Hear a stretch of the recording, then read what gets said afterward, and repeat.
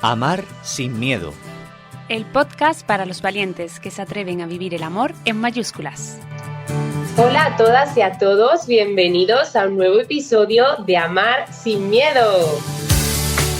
Lo sabemos, Real Lovers, nos hemos hecho de rogar, pero estamos preparando contenido para la próxima temporada y queremos que cada episodio os ayude a vivir realmente el Real Love y, por supuesto, acercaros a Dios. Así que preferimos hacer las cosas con calma, poquito a poco, pero con calidad. Y estamos ya terminando esta cuarta temporada que ha dado mucho de sí. Pero antes de cerrarla, queríamos abordar una cuestión relacionada con la sexualidad que no hemos analizado y de la que no hemos hablado todavía, y que son las disfunciones sexuales.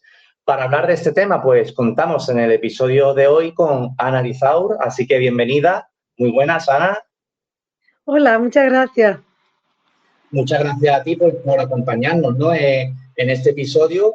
Ha sido difícil cuadrar agendas, pero finalmente estamos aquí y te agradecemos el esfuerzo que has hecho. Y un poquito tu currículum, ¿no? Ana es ginecóloga, colabora desde hace una década con los centros diocesanos de orientación familiar de la Archidiócesis de Sevilla y es la persona idónea, la persona perfecta, pues para hablar de este tema, ¿no? De las disfunciones sexuales. Te voy a lanzar yo la primera pregunta. Primero, Ana, cuéntanos, pues, ¿qué labor realizas, ¿no? Concretamente en los COF? ¿Y qué te llevó a querer colaborar, pues, con la Iglesia en este ámbito? Bueno, lo primero, daros las gracias, deciros que efectivamente ha sido un poquito difícil cuadrar la agenda, pero que bueno, que estoy muy contenta de poder colaborar un poquito en la medida de mis posibilidades. La verdad es que desde joven he tenido inquietudes.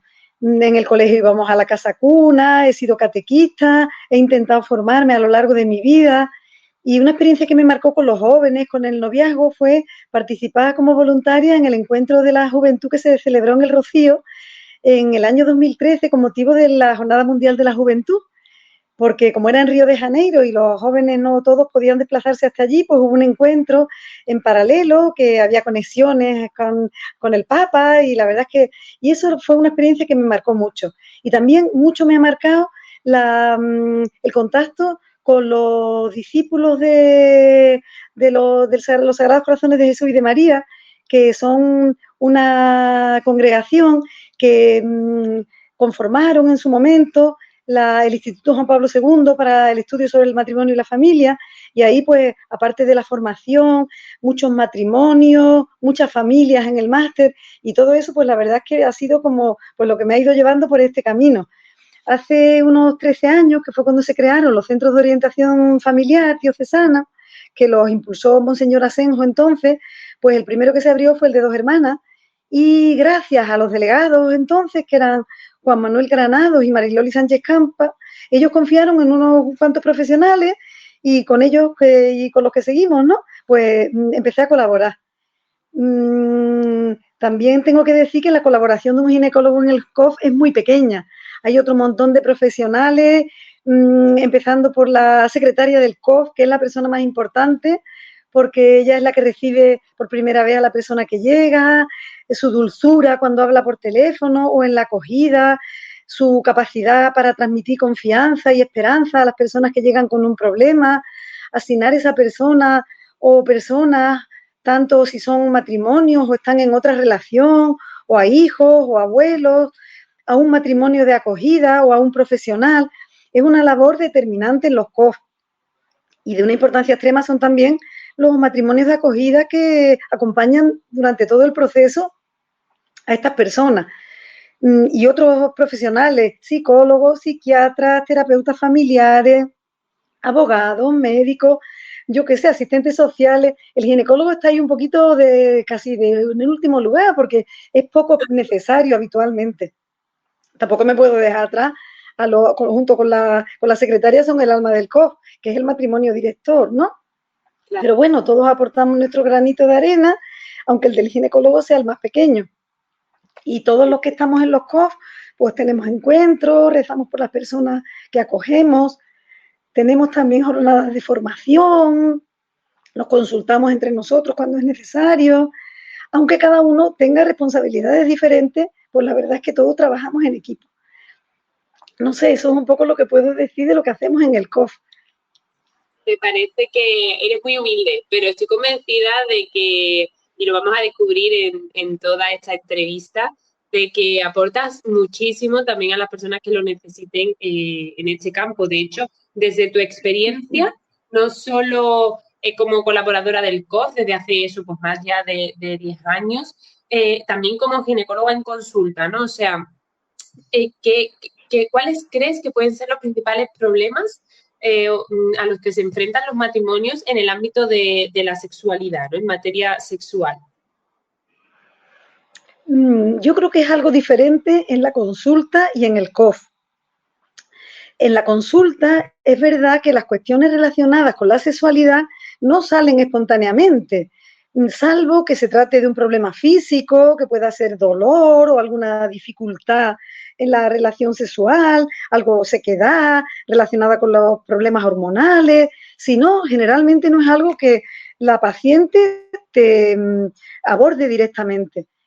Pero es verdad que si tú te interesas por el paciente, por tu paciente como persona en todos los aspectos de su salud y con delicadeza entras un poco ahí, pues siempre en la medida que estas personas quieran abrirse a expresar su situación, sus dificultades, pues a lo mejor no va a ser en la primera consulta, pero es verdad que poco a poco en ese clima de confianza afloran la mayoría de las veces esas dificultades. Y esta persona que tú tienes delante, que algunas veces, casi siempre va sola, pero algunas veces va con su marido, pues tiene que ver en ti, pues que ellos, ¿no? Ambos, si van juntos, que pueden hablarte de cualquier cosa que les preocupe.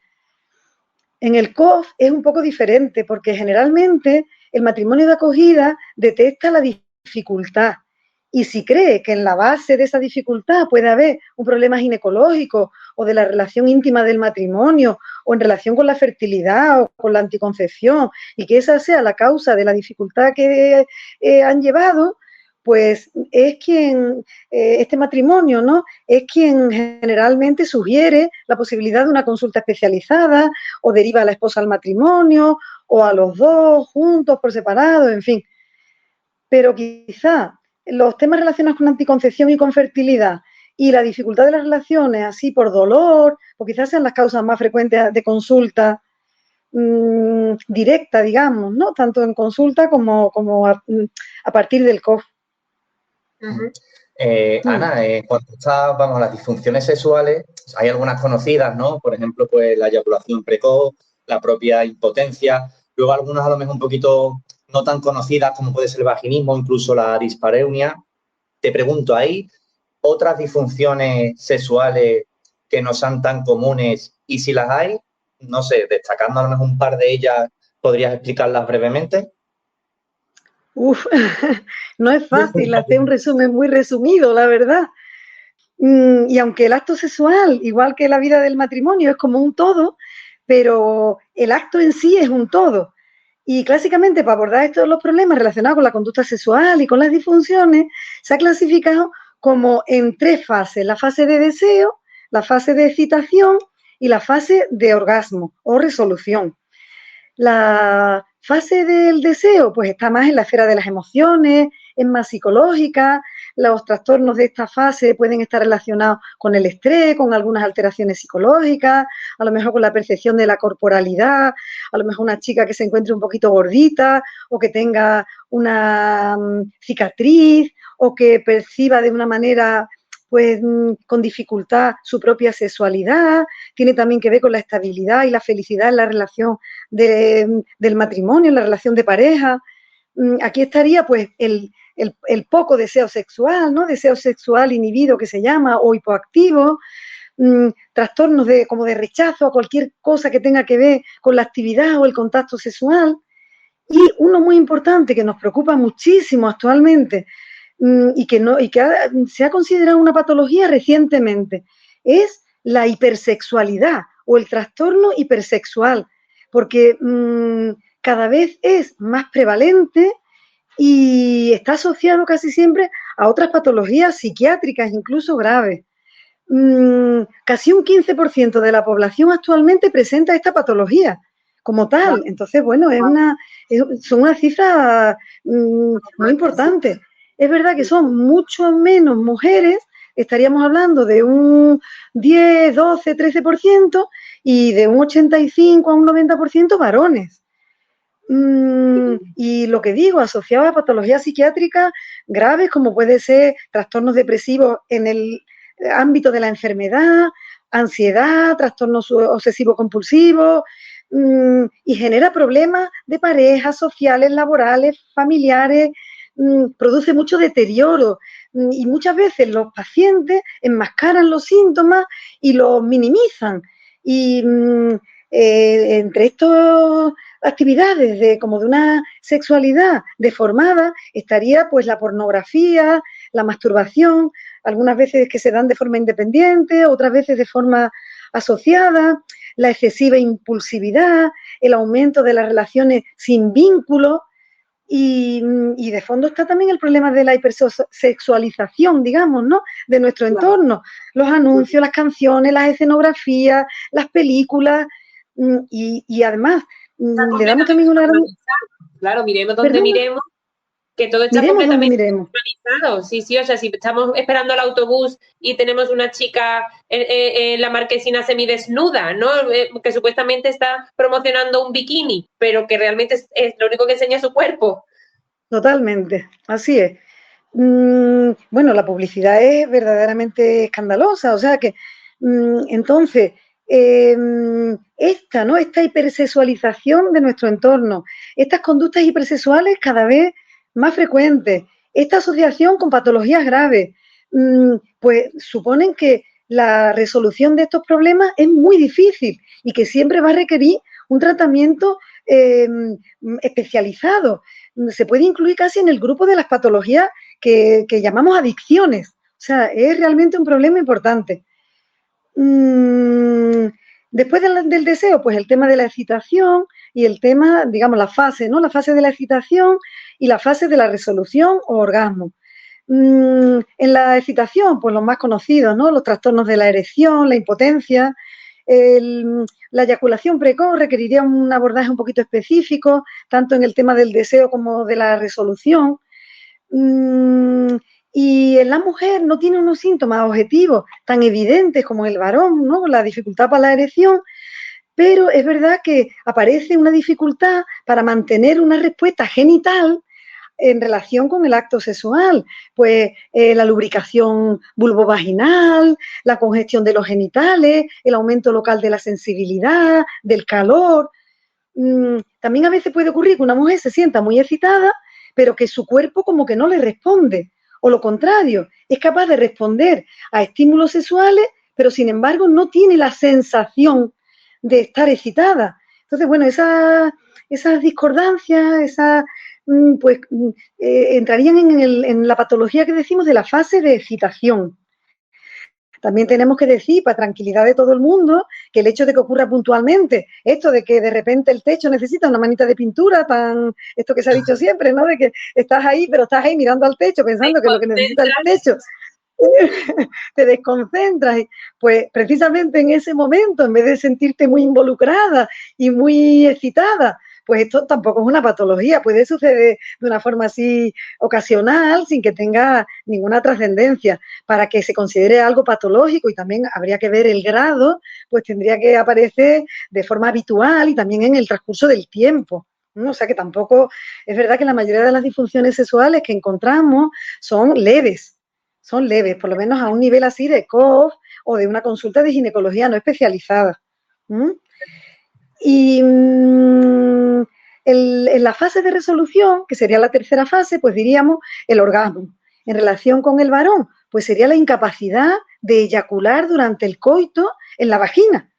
Es verdad que a veces es posible por otros medios que el varón eyacule, pero si no consigue hacerlo dentro del entorno del acto sexual y en la vagina, que es en su localización natural, pues se consideraría una anorgasmia para el varón.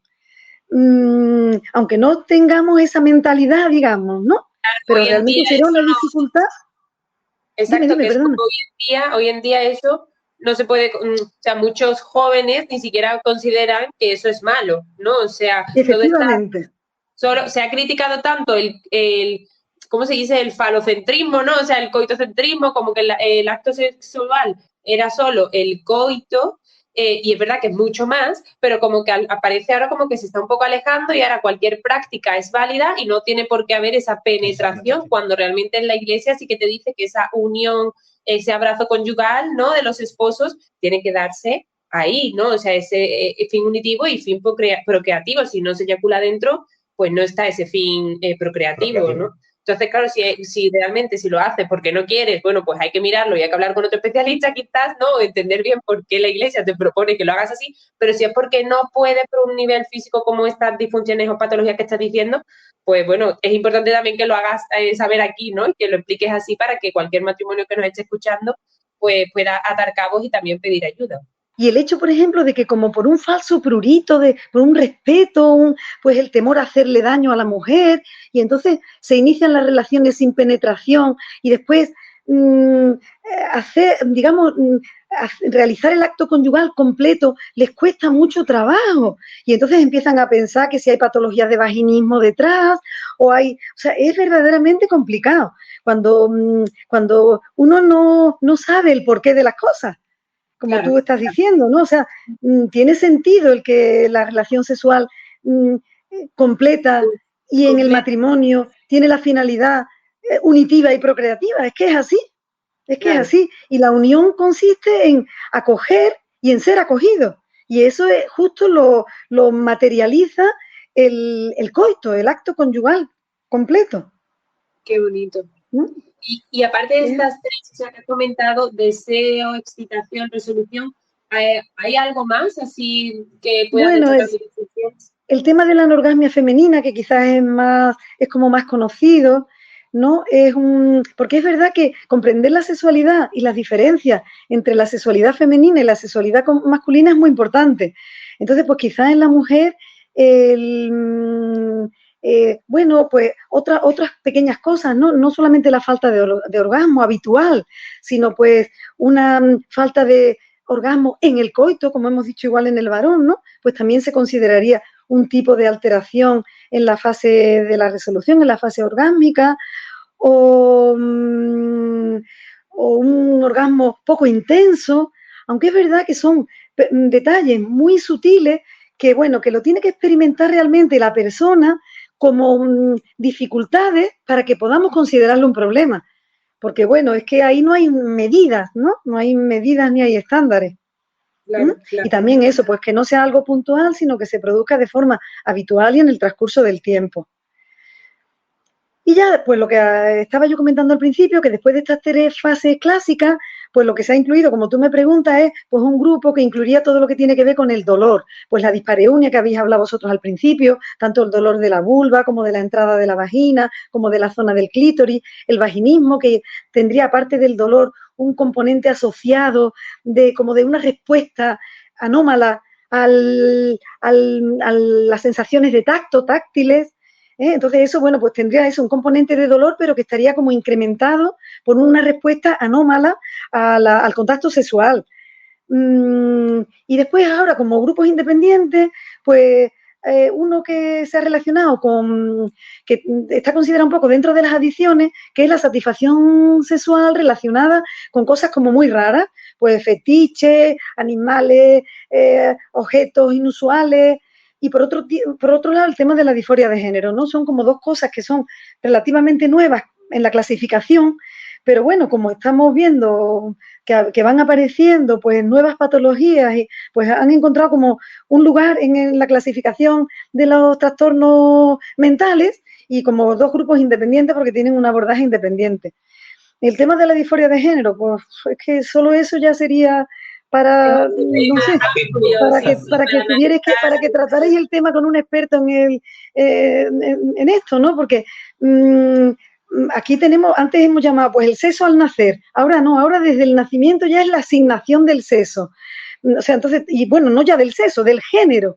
Entonces, bueno, entramos en un campo tan complejo que eso desde luego requeriría, es un grupo de patologías que se diagnostican y tratan independientemente del resto de las disfunciones sexuales clásicas y que verdaderamente requerirían un abordaje independiente por vuestra parte, a lo mejor, ¿no?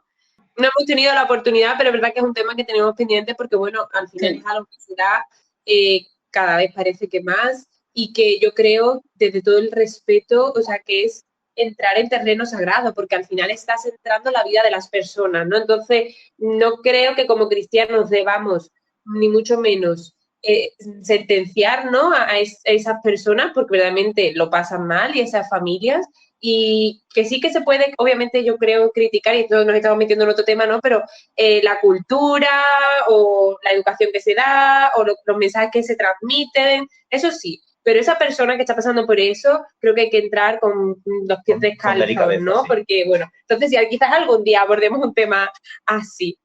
Quería yo, o sea, como continuando con el tema de las disfunciones, Ana, o sea, has comentado un amplio abanico que creo que de verdad puede ayudar mucho a parejas que estén pasando por algo así, que quizás no hayan detectado que tienen esa patología, tienen ese problema, y ahora aquí tú les abres los ojos. Pero también quiero que comentes, o sea, si es posible la solución, o sea, si una vez que alguien dice, oye, pues yo creo que tengo algo, ¿cómo lo arreglo? ¿O tengo esperanza? ¿Me puedo curar? ¿No? Bueno, yo creo que es muy importante decir que la clasificación no es algo rígido, sino que es algo absolutamente flexible. Entonces, a veces hay problemas que se solapan, que tienen a lo mejor un origen común. Por otra parte, a veces hay situaciones que el propio matrimonio las considera normales, y entonces pues ahí tampoco tenemos que pensar que hay una disfunción sexual. Pero si en un momento dado, como tú dices, alguien pudiera pensar que, bueno, que puede tener algún problema, pues lo primero es que la respuesta realmente rotunda es que claro que sí, que sin ninguna clase de duda estas disfunciones tienen solución. Incluso hemos hablado de las más complejas y graves, pues también. Lo que pasa que, bueno, que en función también de la gravedad y de la intensidad y del tiempo de desarrollo de la propia disfunción, pues habrá que tomar un camino que será más o menos arduo. Pero sin duda ninguna, la rotunda respuesta es sí, tienen solución. Entonces, eso lo primero.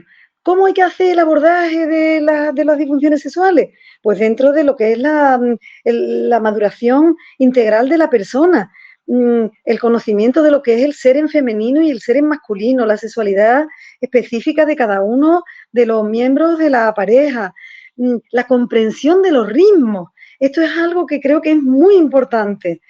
La integración de la sexualidad en todos los aspectos del matrimonio, como proyecto común, como amistad entre los cónyuges, o sea, todos los aspectos que vosotros ponéis en la mesa en Amar sin Miedo, como de esa forma tan bonita que tratáis, pues dentro de todas esas facetas de la relación conyugal está la relación sexual. Entonces, yo creo que por eso también, por la importancia de la preparación al matrimonio, de que cada vez, gracias al esfuerzo de gente como vosotros, pues tenemos más medios.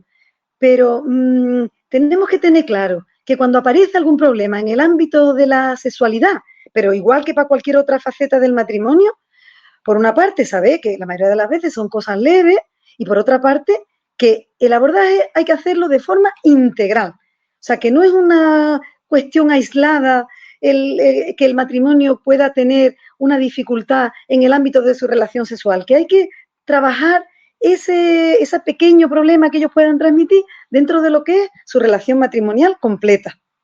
Claro, porque muchos problemas en la cama pueden que empiecen en la mañana, me refiero, ¿no? O sea, si tú al final tu esposo no lo aguantas, o no lo conoces, o no lo entiendes, o estás crispada, estás cansada, o sea, o viceversa, ¿no? Digo, él con ella, ¿no? También, pues obviamente después no te va a apetecer ni tocarlo ni que te toque. Entonces, es cierto que, como dices, y muy razonable, pues que sea algo integral, ¿no? Y que al final también se cuide la espiritualidad conyugal, o sea, que a veces se nos olvida de que también el propio matrimonio tiene una historia y está cumpliendo un plan de Dios, ¿no? Entonces, muchas veces creo que la sexualidad se puede vivir de forma egoísta, de forma utilitarista, incluso dentro del matrimonio cristiano. Entonces, no complicado, ¿no? Sino que hay que estar como muy atento, porque al final, es que el demonio ataca también ahí, ¿no? En la debilidad del hombre, ¿no? Y somos carne, entonces somos débiles.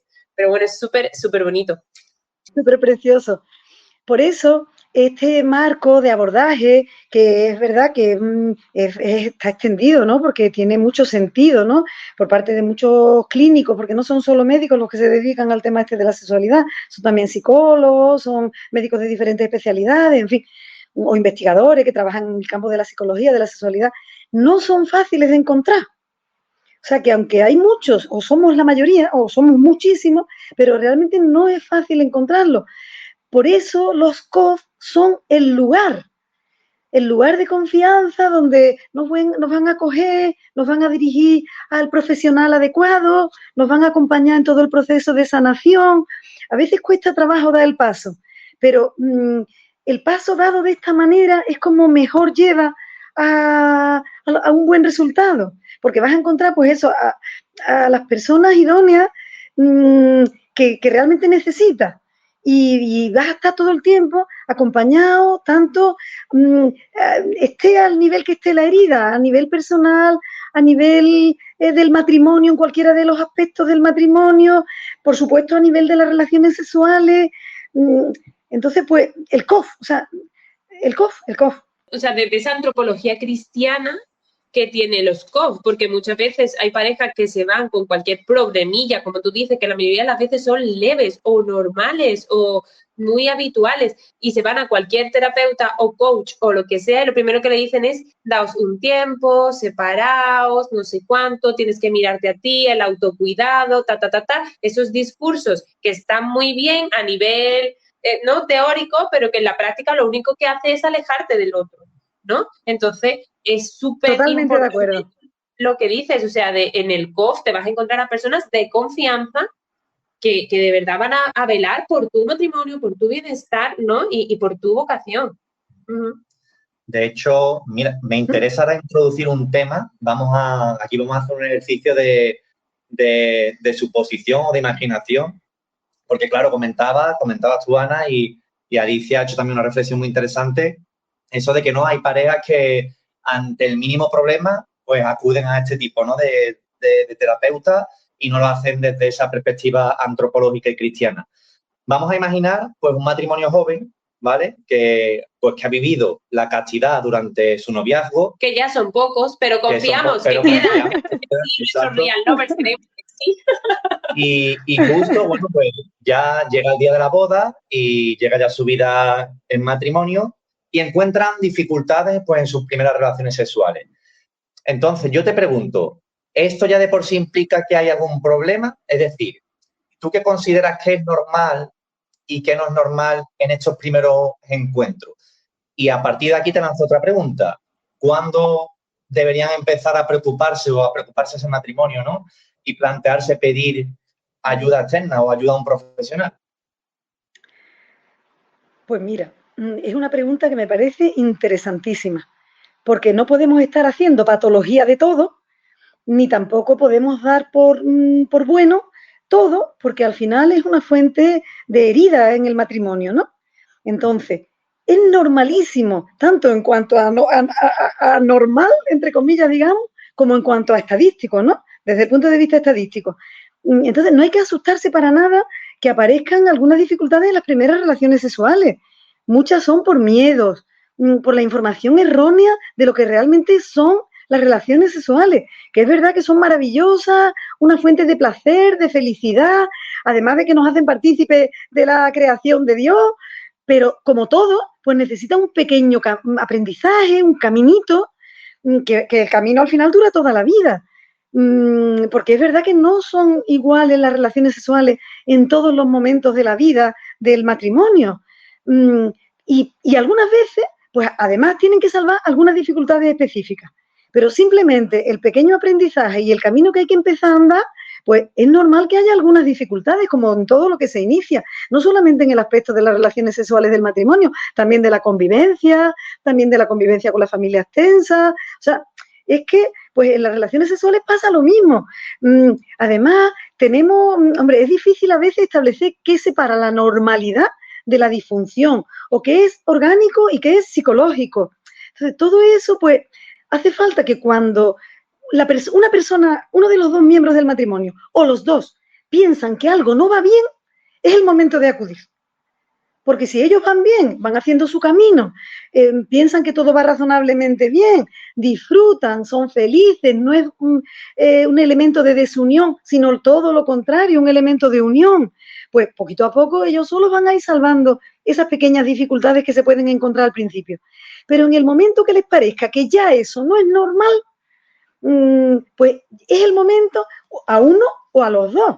Ese sería el momento de plantearse consultar.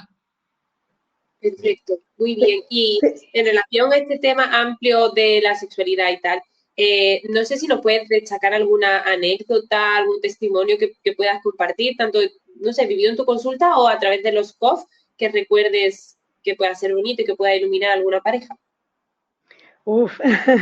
Eso es toda la vida, pero verdaderamente lo más impactante que yo he enfrentado es una esposa que ha experimentado la pornografía, la adicción a la pornografía de su marido, ¿no? Que es un tema que es tan doloroso, tan duro, más que la infidelidad incluso. Porque no deja de ser una forma de infidelidad, pero además tiene unas connotaciones muy graves. Y a eso, y lo que hemos dicho ya varias veces, asociado a otros comportamientos a veces muy difíciles y que minan una barbaridad la convivencia del matrimonio. Eso es casi, yo creo que es lo peor que he visto en mi vida.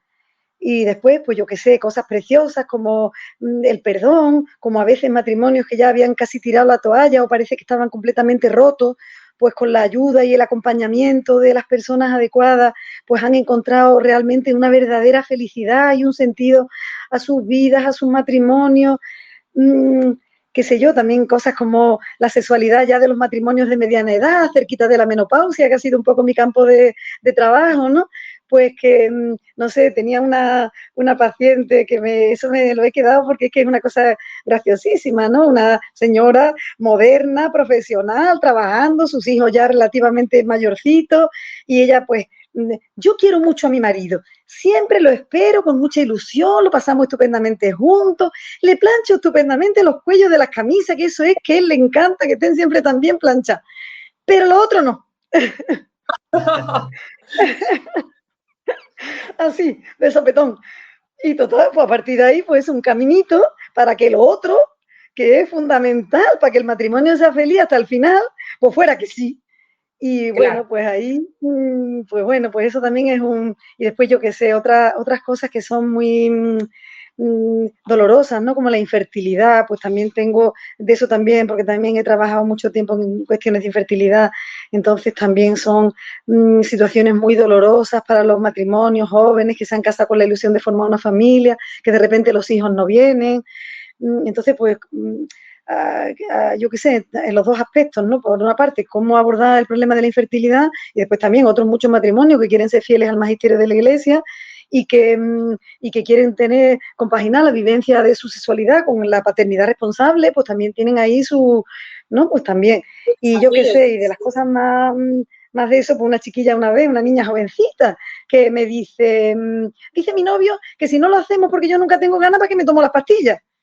Entonces, ¿eso que parece? Una cosa tan así, ¿no? Porque es que además espontáneamente, porque son adolescentes que tienen relaciones sexuales, entonces parece que es una cosa pero debajo hay, pues, vamos, una cantidad de aspectos, ¿no? Las relaciones prematrimoniales, la precocidad en las relaciones en la adolescencia, que es un periodo todavía de formación de la personalidad, el tema de anticoncepción, el uso de anticonceptivos hormonales, específicamente como era este caso, ¿no? O qué sé yo, las infecciones de transmisión sexual, el cáncer de cuello relacionado con el virus del papiloma, el hastío de las relaciones sin compromiso que solo producen satisfacción momentánea y que van tejiendo ahí una red alrededor del corazón que incapacita después a las personas para el compromiso, que se acostumbran a vivir en la superficialidad, en las relaciones de paso, el problema del aborto asociado a esta cantidad de relaciones extramatrimoniales. Entonces, una cosa que parece una broma, ¿no? Que para qué me tomo la pastilla, pero es que al final debajo es que está lo nuclear del desarrollo de la persona. Entonces, pues qué sé yo, anécdotas de todo el espectro, desde las cosas duras, las cosas bonitas, las cosas difíciles, qué sé yo, de todo. Después de tantos años, tienes una Con muchos años, exacto. Eso son muchos años. Bueno, pues para terminar, si alguna persona se ha sentido reflejada oyendo este podcast y piensa que puede estar sufriendo algún tipo de dificultad o alguna de las disfunciones sexuales que hemos comentado, te pregunto, Ana, ¿dónde podrían pedir ayuda, ¿no? De tanto estas parejas como matrimonio? Pues al principio, en el transcurso de la entrevista, en algún momento he dicho yo, el COF es el lugar. Pues el COF es el lugar, porque en cualquiera de los dos realmente, pero es difícil acceder a profesionales cristianos si alguien no te dirige. Es muy difícil que tú los encuentres por ahí, porque en Estados Unidos, por ejemplo, las creencias religiosas son algo que está a disposición de los pacientes. Las creencias religiosas del profesional es algo que está a disposición del paciente para que el paciente sepa en qué entorno, pues eso de interpretación antropológica, cosmovisión, se va a mover ese profesional. Sin embargo, aquí no. Aquí esto es como algo de la que pertenece a la esfera de la intimidad de las personas y tú no le puedes decir a nadie si eres católico o no y nadie puede preguntártelo, ¿no? Entonces, ¿dónde te van a dirigir a esos profesionales cristianos que viven y que te van a aconsejar o te van a poner delante de tu problema para que tú encuentres una solución en la órbita en la que tú te mueves en tu vida? Pues en el COF. Por eso los COF. Ahí siempre se trabaja para dar a las personas, a los matrimonios, a los hijos, razones de confianza y las herramientas que les ayuden pues a descubrir lo que decimos siempre, ¿no? La vocación al amor al que están llamados, al real love al que están llamados. Y ahí pues hay de todo, se ofrece formación, orientación, acompañamiento a novios, a familiares, a matrimonios, a familias en dificultades. El Papa Francisco en Amor y Leticia dice que el COF trata de ser como la luz del faro de un puerto o de una antorcha llevada en medio de la gente para iluminar a quienes han perdido el rumbo o se encuentran en medio de la tempestad. Pues entonces eso, el COF, siempre el COF. Y desde ahí, desde el COF, casi con toda seguridad, hombre, no podemos decir, ¿no?, que todo se puede solucionar en el COF, pero desde ahí, cualquier persona que acude, que no tiene que ser cristiano, que puede ser de cualquier religión, no ser creyente, pero sobre todo los matrimonios cristianos que quieren vivir la autenticidad de su amor, pues van a encontrar el camino para resolver esa dificultad. A lo mejor en el propio COF no se lo van a poder resolver, pero van a encontrar el camino, les van a acompañar en ese proceso para resolver esa dificultad.